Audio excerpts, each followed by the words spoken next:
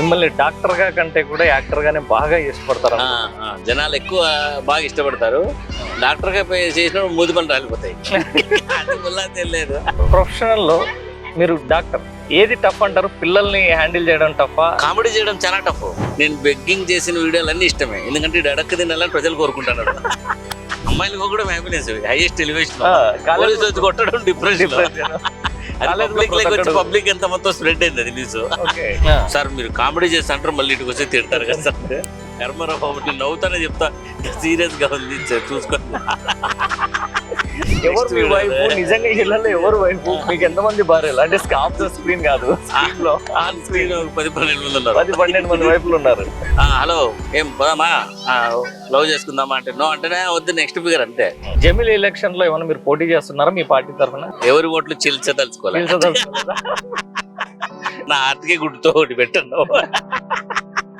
Hariprasad bye నేను పెద్ద fan అన్నాడు. అడున్న వాళ్ళందరూ షాక్ అయినారు.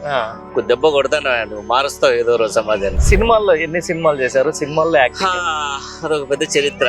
అన్ని చిన్న చిన్న వీడియో సినిమాలో 15 వరకు నటించాము. 3 రిలీజ్ అయినాయి.